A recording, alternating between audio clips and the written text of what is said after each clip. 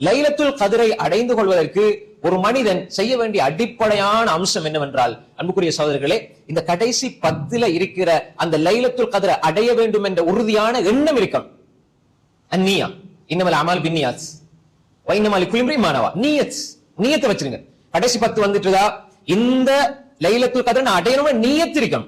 நியத் அது உறுதியானது. இப்போ உதாரணம் பாருங்க, பெண்கள் சகோதரிகள் நோம்பு பிடிச்சிட்டு வருவாங்க. இப்ப நோம்பு பிடிச்சு கியாமுல் லைல் தொழுது வருவாங்க.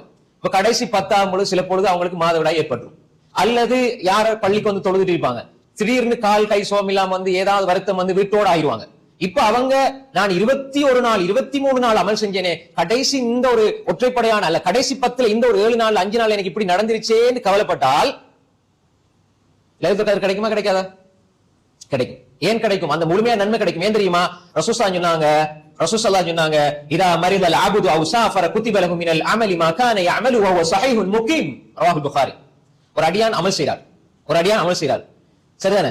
அமல் செய்றாரு, அவர் நல்ல ஆரோக்கியமான நிலையிலே அமல் செய்கிறார், நல்ல அமல் தொடர்ந்து செஞ்சுட்டு வரார், கியாமுல் லைல் தொழுகிறார், நோன்பு வைக்கிறார், எல்லாம் செய்றார்.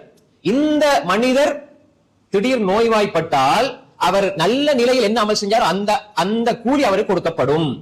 அதே மாதிரி ஒருவர் அமல் செய்கிறார், இப்ப பிரயாணி ஆகிறார், இப்ப அவர் 4 ரக்காத் ஊர்ல தொழுதார், பிரயாணியானா 2 ரக்காத் தொழுவார் லோஹர, அப்ப 2 ரக்காத் குறைஞ்சிட்டு அர்த்தமா? இல்ல, ஊர்ல இருந்தா 4 ரக்காத் தொழுது அதே நன்மை அவர் பிரயாணியாகினாலும் கிடைக்கும் என்று சொன்னார் ஸல்லல்லாஹு அலைஹி வஸல்லம். அப்ப என்ன இது நியா, இதா மரில. அந்த பெண்களை பொறுத்தவரையில் அது இதா மரில அபித். ஒரு அடியா நோய்வாய்ப்பட்டால் நானா நோய் எடுத்துக்கொள்றேன், அல்லாஹ் என்னை தாரு, அல்லாஹ் தஆலாவுடைய ஏற்பாட்டு அடிப்படையில் வாரது. அப்ப எனவே இந்த நோய்க்கு வந்தா நம்ம ஷிஃபா தேடி போகணும். நான் ஏதாவது நோய் வந்தா நான் ஷிஃபாவை செஞ்சு கொள்ளணும், அதுக்குரிய ஷிஃபாக்குரிய ஏற்பாடை நான் செஞ்சு கொள்ளணும். அப்ப எனவே இதே மாதிரி இந்த நோய் வந்து விட்டால் கூட ஒருவன் ஆரோக்கியத்தை தேடி ஷிஃபாவை தேடி போற நேரம் அவன் இபாதத்து செய்யலேன்னு கவலைப்பட்டாலும் அதற்கு அல்லாஹ் கூலியை கொடுப்பான்.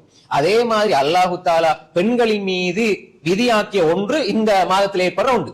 அப்ப இந்த நேரத்தில் அவர்கள் உள்ளத்தால் வெறுக்கிற நிலையில் இருந்து கொண்டு அமல் செய்ய முடியாம போச்சு என்று நினைக்கிற அந்த சூழ்நிலையில் அல்லாஹ் தஆலா கஷ்டப்படுத்தி நன்மை பறிப்பானா? இல்ல. எனவே இப்ப நியத் ஏற்கனவே இருந்து நான் இந்த ரமலான் முழுக்க நல்ல அமலில் ஈடுபடுவேன், லைலத்துல் கத்ர் அடைவேன் என்ற நியத்தோடு அமல் செஞ்சிருந்தாங்க.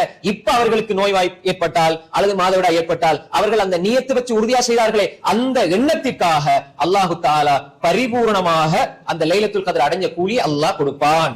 ஏன்னா அந்த நியத்தை அல்லாஹ் பார்க்கிறான். எனவே இந்த நியத் இருக்கணும். நீங்க ஒவ்வொருவரும் லைலத்துல் கத்ரை நான் அடைய வேண்டும் என்ற நியத் இருக்க வேண்டும். இது இரண்டாவது விஷயம்.